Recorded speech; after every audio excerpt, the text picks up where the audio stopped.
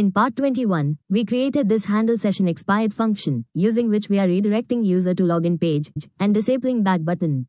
But we need to disable the forward button as well. And we have to implement this on multiple pages. Let's do that first, and then we will test it. Let's add set timeout function, so that we will ensure the redirection is complete before executing further actions. Next, inside this set timeout function, we will use the replace state function to remove any previous state, and we will set the URL to the login page. Then, we will add this push state function inside this set timeout function. Using the push state function, we will add a new state with the same URL, making it harder to navigate back using browser controls.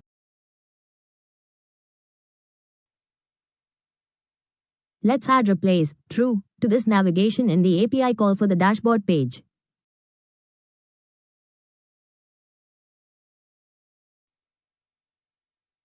And also to the navigation in the login function on the login.js page. Then, I will explain why we are doing this.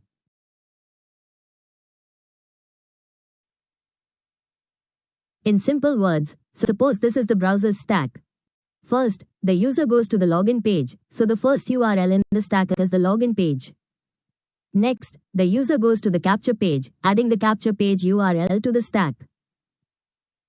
Then, the user navigates to the dashboard page, and its URL is also added to the stack. And because of this stacking, the user can go back and forward from the login page after being logged out due to session expiration, which we don't want. What we want is that, once the user reaches the login page, they shouldn't be able to go back or forward. And the same should happen when the user reaches the dashboard page for the first time.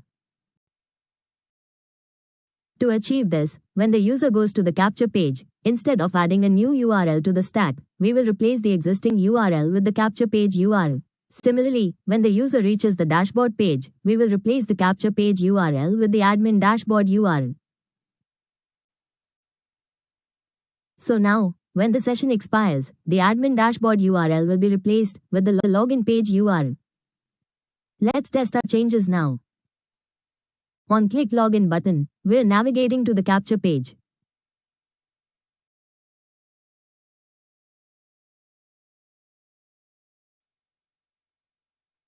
And now we have reached to the dashboard page.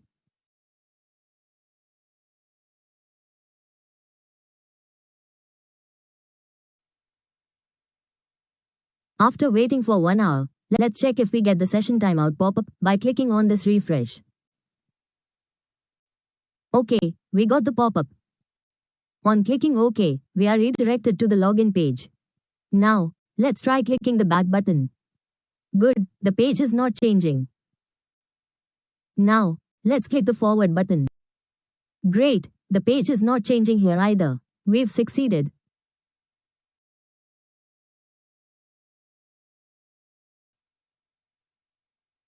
Let's proceed to create the APIs to display the sales chart. We will start by creating API named @sales to add data in this sales table. Then we will create getSales.data API. Let's create sales controller.js in this controller folder.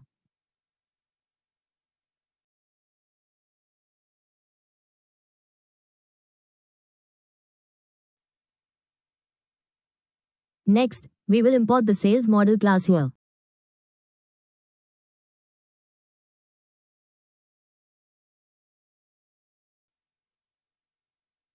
Then, we will create an asynchronous function called @salesData, which will have request and response parameters.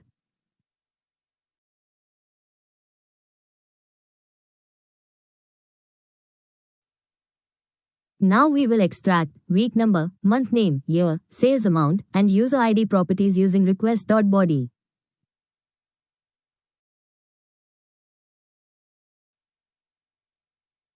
Next, we will check if any required field is missing using a simple if condition. If any field is missing, we will send a 400 bad request response and will return an error message in JSON format.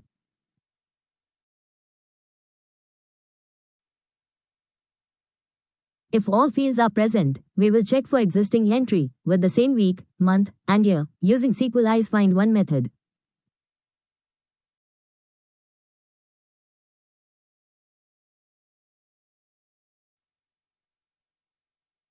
If it's present, we will return 409 status code with error message.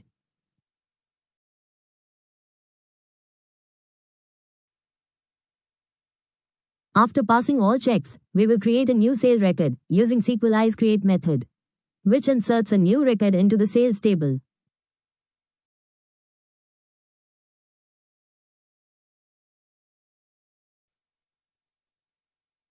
Remember, we are using this user ID only in auth middleware, which we have created in part 20. After creating new sale record, we will send a 201 response indicating successful resource creation.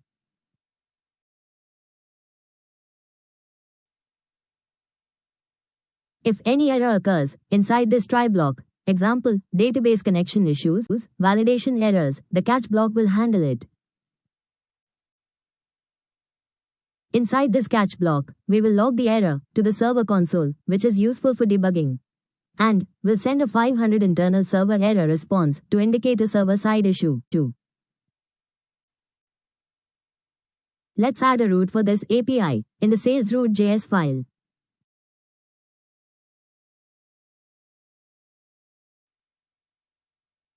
I have imported all necessary modules here. Next, we are using express.router function, which is a built-in function in Express that helps in creating modular, mountable route handlers. This router.post specifies that it is a post route. Inside this, authenticate user is used as a middleware function, and add sales data is the controller function that handles the actual logic for adding the sales data.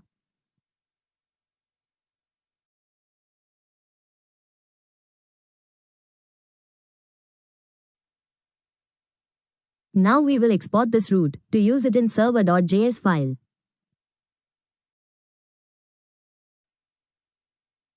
Let's import sales route first.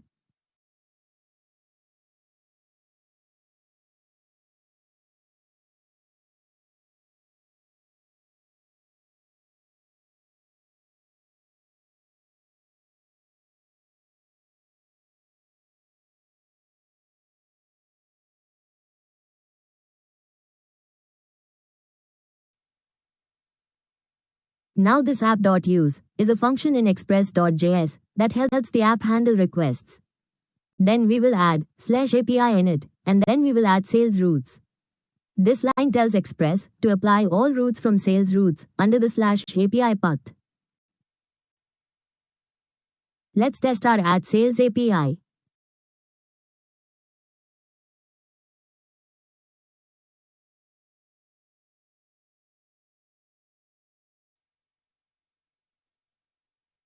I have already added the required param here in this Postman request.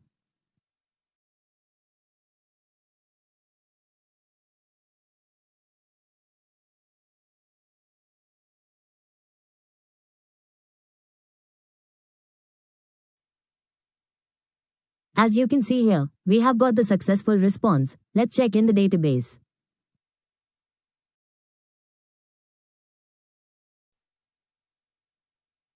Here our add sales data API is complete.